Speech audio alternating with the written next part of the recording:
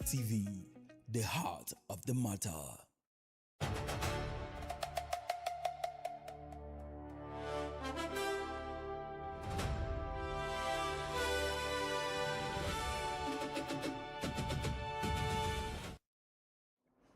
Hello and welcome to .tv Midday News. I am Success Benjamin. President Bola Tinubu has issued a strong warning to bandits, kidnappers and sponsors of terrorism, declaring that those who continue to threaten Nigeria's peace and security will face the full force of the law. In his Democracy Day broadcast, the president asked criminal elements in the country to surrender, saying the window for surrender and repentance would not remain open indefinitely. In his comments come amid recurring debate over the identity of criminal groups and concerns that insecurity could deepen ethnic division in the country. Though this year's mood is dampened Also, by the abduction of our children in Oyo and Borno, we remain hopeful for their safe return. Democracy without security is not solid enough. That is why this administration has chosen both kinetic and non-kinetic strategies to restore peace, declared a security emergency, and approved the recruitment of 50,000 new police officers and thousands of military recruits. To bandits, kidnappers, and sponsors of terror, surrender or face the full force of the Nigerian state. These windows of surrender will not remain open forever. No mercy will be shown to those who trade in blood of Nigerians. Though this year's mood is faith in the country, urging them to stay back and help build here. In his Democracy Day address to Nigerians, President Tinubu told them that the future is secured in the country. According to the president, his administration is chronic generation shortfalls in the power sector. to our young people. Nigeria is your home and your future. Build here, code here, work here, and food here. Every great nation was built by those who stayed to solve problems, but not by those who abandoned ship.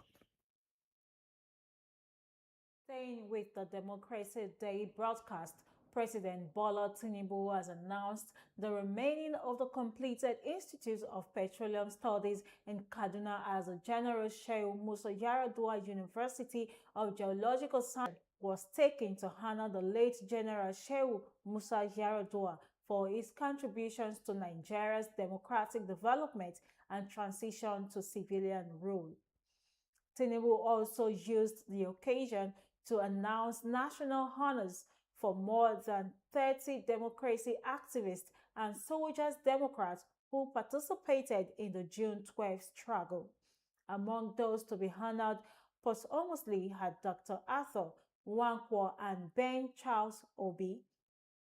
The president said the full list of recipients of the national honors would be released in the coming days.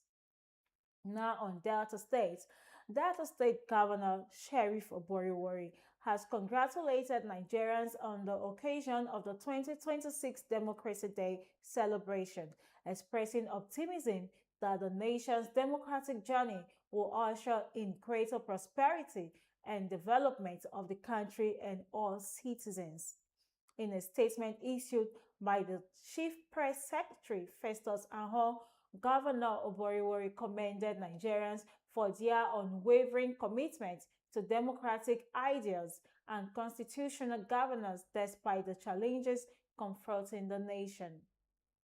The governor described Nigerians in their quest for democratic rule, noting that the sacrifices of past heroes and pro-democracy activists should never be forgotten.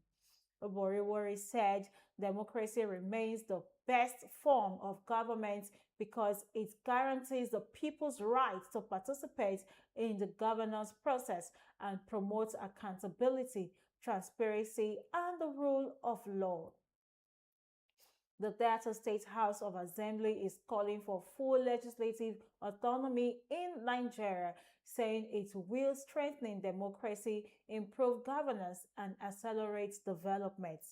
The Speaker of the House, Emomotimi Guo, made the calling during a media briefing in Asaba. Priscilla Ifeanyi has the report. As the Delta State House of Assembly marks its third anniversary, the Speaker, Emomotimi Guo, says one of the major challenges facing Nigerians' democratic growth is the limited autonomy of the legislature. He argues that granting full independence to legislative institutions would promote accountability, deepen democracy, and enhance good governance across the country.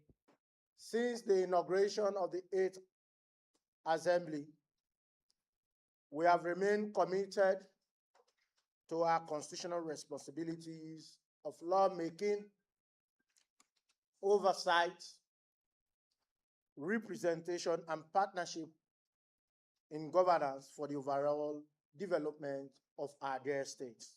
The House sustained while maintaining the sanctity of the doctrine of separation of powers and non-interference. This early collaboration has significantly contributed to the successful implementation of the administration's more agenda. Reviewing the performance of the 8th Assembly, the Speaker says the House has recorded notable achievements in lawmaking, oversight, and representation since its inauguration 3 years ago. According to him, the Assembly received 11 bills within the period, including executive and private member bills. Other proposed laws dealing with cybercrime prevention, public health, tenancy regulation, and anti-discrimination are still undergoing legislative consideration. The bills received during the period include Delta State Gaming Board Bill 2025, ongoing consideration. Delta State Landlord and Tenant Bill 2025, ongoing consideration. Appropriation Amendment Bill 2024, passed and assented to. Delta State Anti-Terrorism and Anti-Cultism Amendment Bill 2025, passed and assented to. Violence Against Persons Amendment Bill 2025, ongoing consideration. One of the practical demonstration of the House's support for infrastructural development was the approval of the 2026 appropriation law. The House appropriated a sum of 1,729 billion naira as against the 1,664 billion initially presented by His Excellency, the Governor. A major highlight of the briefing, according to the Speaker, is the creation of a post-legislative scrutiny department. This unit is expected to monitor the implementation and effectiveness of the laws passed by the House, with the aim of ensuring legislation delivers measurable benefits to the people. In Asaba, Priscilla Ifeanyi, .tv News. The apex socio-cultural body of Ndokwa Nation, Ndokwa Nekun Union, NNU, has condemned the repeated vandalism of power infrastructure by natives, resulting in the persistent power challenges in the area.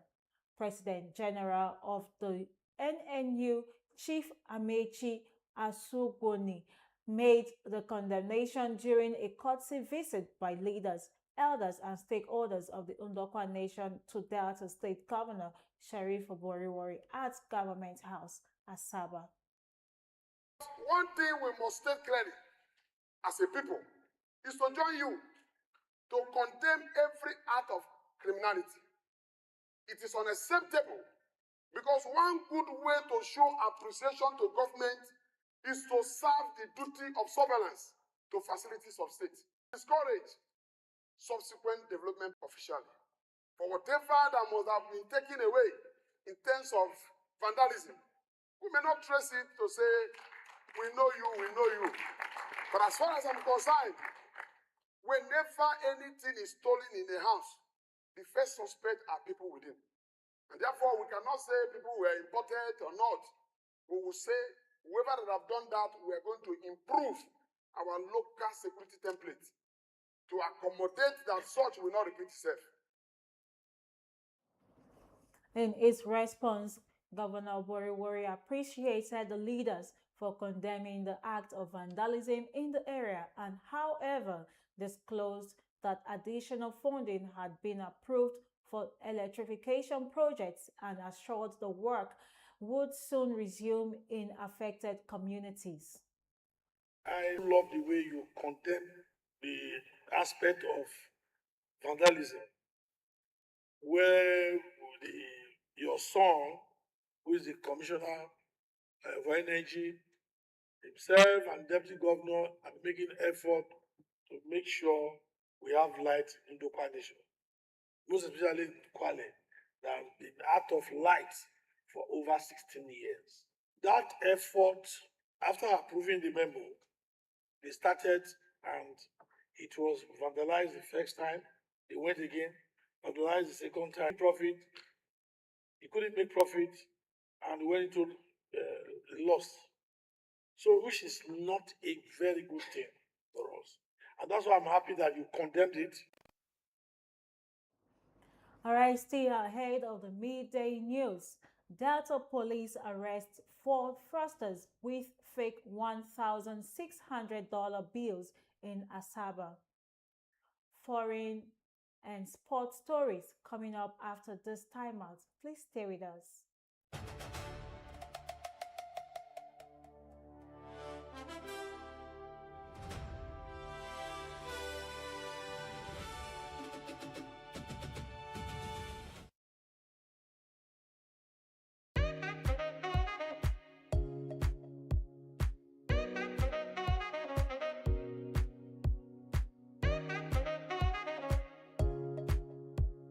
We impose extra burden on the masses. I feel your pain. Only humility will lead us to unity, and unity will lead us to peace. Go to the market and sell your products.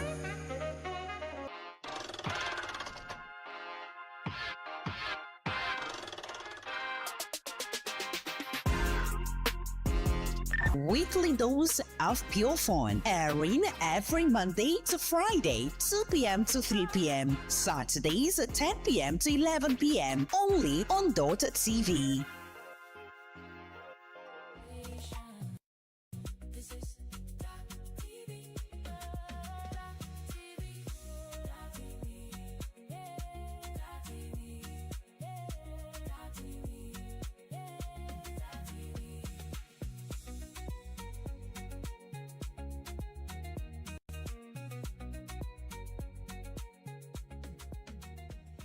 TV, the heart of the matter.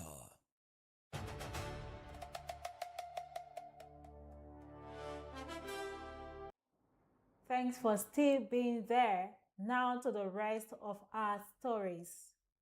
Officers of the Delta State Police Command have arrested some suspected fraudsters with fake $1,600 bills in Asaba, the state capital.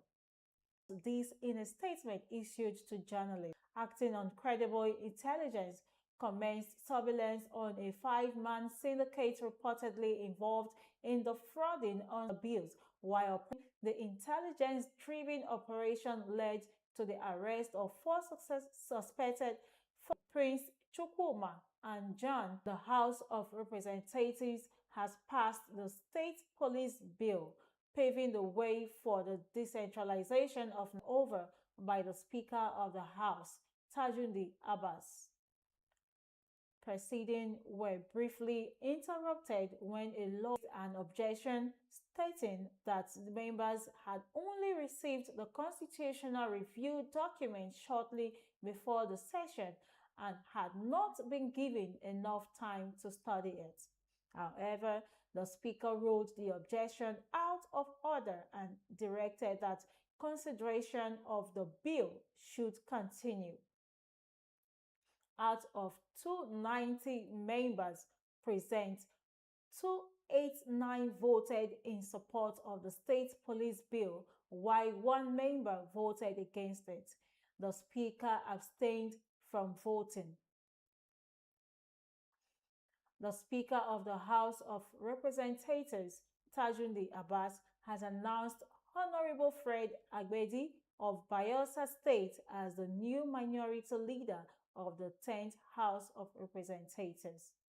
The announcement was made during Thursday's plenary session after days of uncertainty over the leadership of the opposition caucus in the Green Chamber. Also appointed were Honorable Abdul Samad Dasuki of Sokoto State as Deputy Minority Leader and Honorable Mansour Manu Soro of Bauchi State as Minority Chief Whip. The development followed a protest by opposition lawmakers at the National Assembly earlier on Thursday. The lawmakers insisted that the House could not proceed with legislative business until the minority leadership positions were officially announced. The Secretary to the Government of the Federation, Senator George Akume, has expressed concern that allegations of corruption within Nigeria's electoral system are undermining public confidence in the country's Abuja as part of activities marking the 2026 Democracy Day celebration. Speaking on the theme, 27 years of democratic governance, achievements, challenges, and the road ahead, the SGF noted that although Nigeria has recorded significant democratic gains since the return of civilian rule in 1999, concerns about electoral integrity remain a major challenge to democratic consolidation. According to him, while the nation's electoral management body and the judiciary have shown increasing the irregularities continue to erode citizens' trust in election and democratic institutions. He stressed that democracy goes beyond voting and requires assurance that every vote counts equally. Reflecting on Nigeria's democratic journey, Akume said the country has successfully conducted 8 consecutive general elections and witnessed peaceful transfers of power across political parties. And former United States President Donald Trump says he has cancelled a 3rd round of planned airstrikes on Iran, stating that a potential agreement with Tehran is close to being finalized. He claims a memorandum of understanding is at an advanced stage with details of signing to be announced soon. However, Iranian authorities say the proposal is still under review by senior leadership and no final decision has been made. Meanwhile, tensions in the region have escalated following reports that Iranian Islamic Revolutionary Guards Corps (IRGC) carried out attacks on US-linked military positions in Bahrain, Kuwait, and Jordan. These actions were said to be in response to earlier US strikes on Iranian targets, further heightening instability across the Gulf region. In a major development, the IRGC also announced the closure of the Strait of Hormuz, a critical global oil shipping route through which people have been killed in renewed cross-border attacks between Ukraine and Russia, according to officials as Bryansk region. 2 civilians were killed and 2 others wounded after Ukrainian forces struck the settlement of Suzemka with artillery, acting regional governor Igor Kovalchuk said.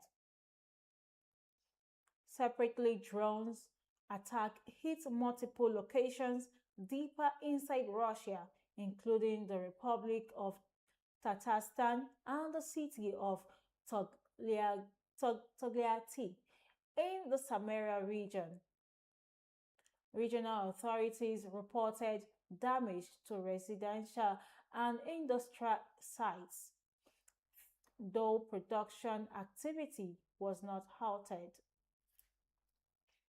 In Ukraine, a woman was killed in the northern East Sumy region during a Russian drone strike while attempting to reach shelter. Additional strikes in the southern Mykolaiv region injured several civilians.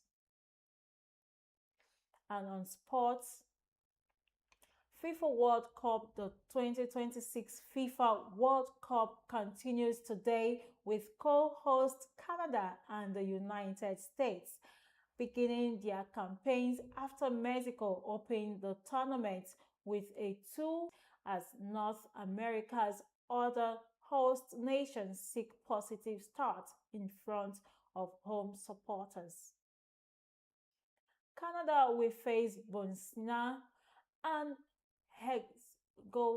Herzegovina at BMO Field in Toronto, while the United States takes on Paraguay at Sophie Stadium in California. Statistical forecasts favor Canada in their opening fixtures, while the encounter between the United States and Paraguay is expected to be reduced major talking points. Mexico's opening match against South Africa set a World Cup opening game record with 3 red cards, while Japan suffered a significant setback after Captain Wataru Endo withdrew because of injury and subsequently announced his retirement from international football. World champion Argentina national football released on Thursday ahead of the 2026 FIFA World Cup. The Albicelestes remain ranked number 1 following a series of strong international performances, while Spain national football team and France national football team occupied 2nd and 3rd positions respectively. England and Portugal complete the top 5, with Brazil placed 6th. In Africa, Morocco national football team continued their rise as the continent's highest-ranked team, sitting in 7th position globally. Nigeria national football team retained their 26th position in the world rankings. The Super Eagles recorded mixed results in recent international fixtures, including victories over Zimbabwe and Jamaica at the Unity Cup in London. However, Nigeria were held to a 2-2 draw by Poland and later suffered a 2-1 defeat to Portugal in a friendly match, results which contributed to their unchanged position. The latest rankings come as preparations intensify for the 2026 FIFA World Cup, which will be jointly hosted by the United States, Canada, and Mexico, and will feature an expanded 48-team format. That's a wrap on Midday News on .tv. Thank you for joining us. This is your station. This is .tv.